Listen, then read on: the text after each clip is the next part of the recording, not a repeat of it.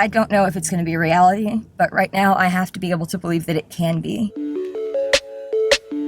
Hey, guess what? It's January 21st and we're going ice skating! Although first, we are stopping by Walgreens because I am out of liquid dye-free Benadryl and mast cell activation syndrome.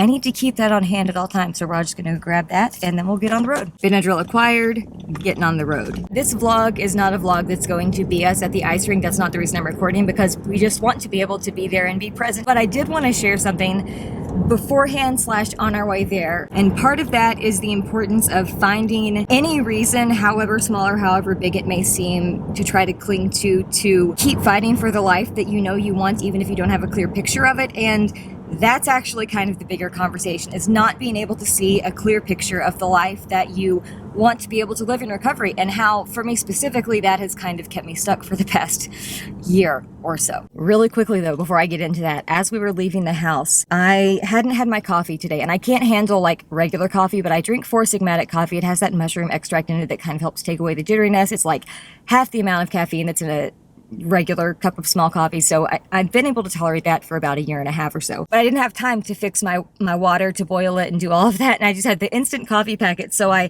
took a solo cup and put an instant coffee packet in it with a little bit of stevia, and I used our lukewarm water and just kind of stirred it up so it was dissolved, and took it like a shot. It was just like a shot's worth. I made this horrible face because it was so not a great taste. I overdid the stevia because I was rushing and not paying attention, and I'm just like, that was gross. And Roger just looked at me, he's like, that tastes pretty bad. I said, yeah, it tastes like an eating disorder. And he laughed. He said, what the heck does that mean? And I haven't yet completely told him, so I told him in the car. What that means is that I have been a fan of black coffee since I was 3 years old.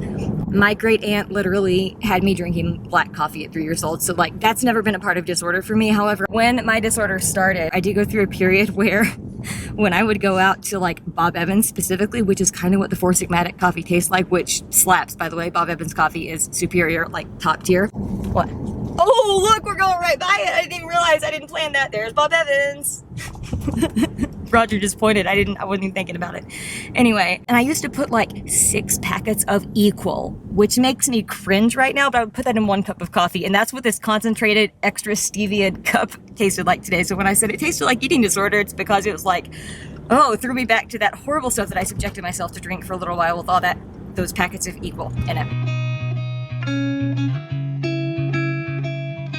So the conversation I just kind of wanted to have quickly today is, like I said, about not really being able to envision or fathom a clear picture of what life could look like without your eating disorder, for any number of reasons. And for me, the reason that I have continually hit a wall in that is my ultimate goal, and I even have this line in my recovery vision recording. It says that I'm confident Roger and I will be able to live a full and joyful life together.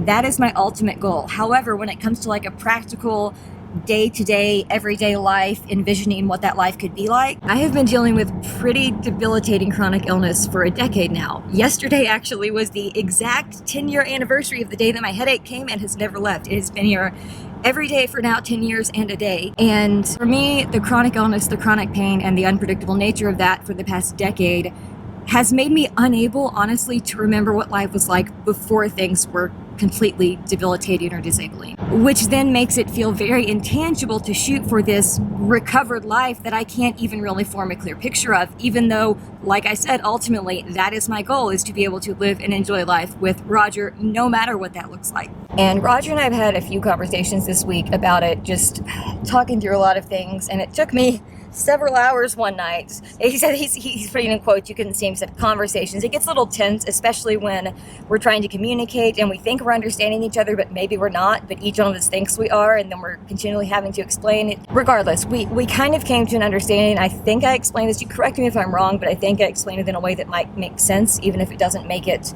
hurt any less in the moments that it does happen. I can sometimes get caught up in saying something like, this eating disorder, it's the only thing I have, it's the only thing that I feel like I can accomplish in life. I don't have anything else. If I let go of it, what do I have? And in a lot of ways that can make Roger feel like I'm saying, you're not enough for me, like he's not enough for me to want to fight, and that's not the case whatsoever. When I say that statement, it's one, Chronic illness has taken away a lot of ability to achieve basic life milestones for me, but also the factor of not being able to not only imagine life without an eating disorder, but not being able to imagine life in recovery alongside chronic illness and trying to find a way to function. And when I say that just trying to think of living everyday life is not enough, it is simply because I cannot picture that. It has nothing to do with him specifically whatsoever. In fact, he is so much the reason that I am doing the actions that I'm taking, because honestly, if I were doing recovery for me right now, I wouldn't be doing it. And I don't say that to say that that's like an ideal situation. Obviously it's not, but I do think that there is a time and a place where the people in your life can be your driving force to take action, to keep doing that. And that is exactly what Roger is for me. The fact that I'm taking the actions that I'm taking, even when my brain is screaming, no, no, no, do the exact opposite. By me taking those actions, that is me trying to show him that I want to be able to live life with him, even if I can't imagine what that is. However, that's also been keeping me stuck for like a year. And I've realized that it's because I've not really let myself or been able even to dream for something for myself. So I guess the real topic of this vlog today is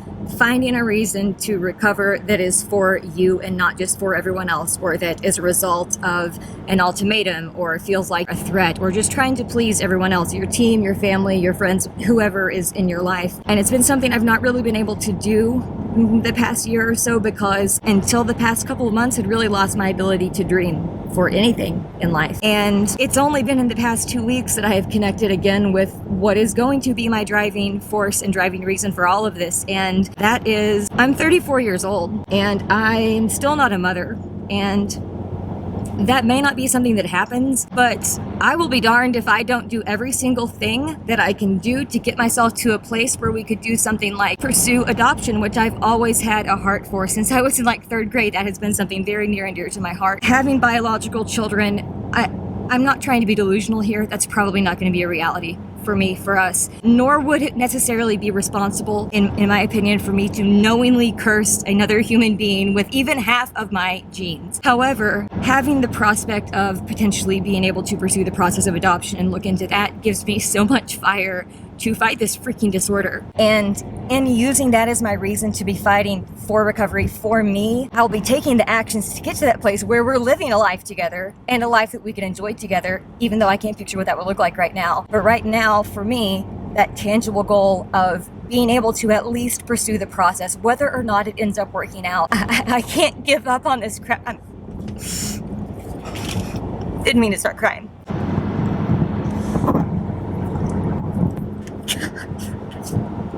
I refuse to give up on this process, even if I feel like I want to a lot of the times, until I have done, like I said, every single thing I can possibly do to get my life back, to get to a place where we can at least pursue that as a possibility, regardless of what the ultimate outcome is, because that is the only way that I will be able to get to a life where we're just living it, and then we'll have more moments in life, and then we'll be in a place where I can see and imagine a life that is fulfilled and is joyful, whether or not being parents is in the cards for us. I know that we can get to that life, but I need to be able to have that tangible focus for myself, while I also keep in mind that I'm doing actions also for my husband, also for my family, also for the people that I know I want to help in this world, which again, can't do until I'm helped myself.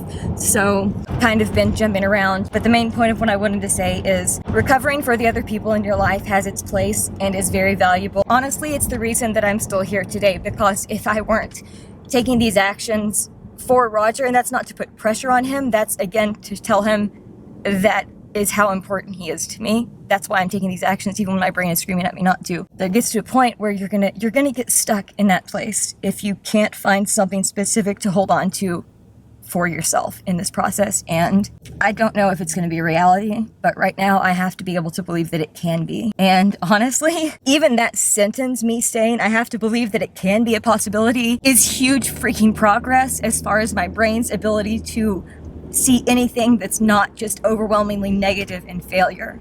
There you go. Can confirm.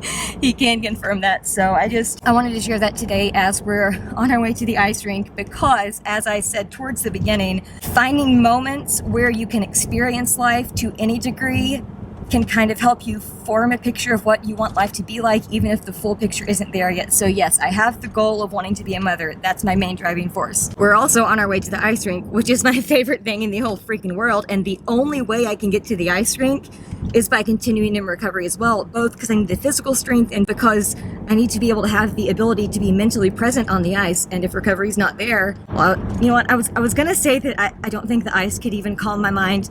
I don't know that I can say that because the ice always climbs my mind, but I wouldn't have the drive to go skating because I wouldn't care, because that's what recovery does. Or frick, that's not what recovery does. That's what your eating disorder does, is it takes any ability to care about the things that you love the most. So we're going skating today. That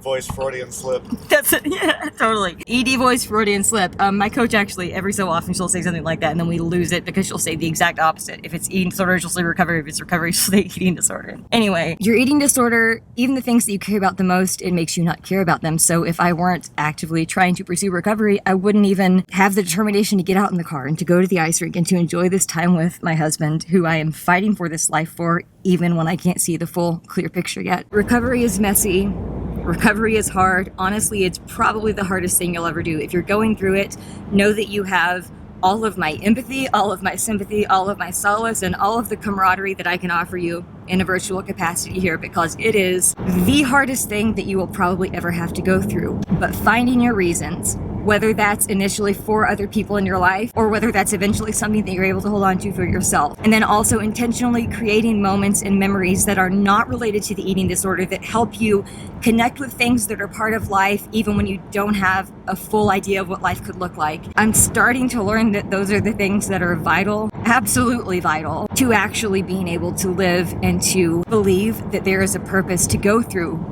all of the difficulty of recovery. Taking intentional time to make memories where you can be present, where you can ideally not be stuck in your head, not stuck in disorder, not feeling like you're being screamed at by the voice in your head, and then that can give you glimpses into what life could look like. And the more that you're able to do that, the more that you will be able to continue to do that. It's like it just builds on itself. It compounds. It's like compounded interest of memories. There you go. That's what it is. It's compounded interest of memories. You have one memory, then you have the confidence and ability to push yourself to form another one and another one and another one. And ideally, all those memories will keep building up until you have a really solid foundation and you see a life worth fighting for. But until then, find whatever reason you can to hold on to. And do whatever you can to get... Bye!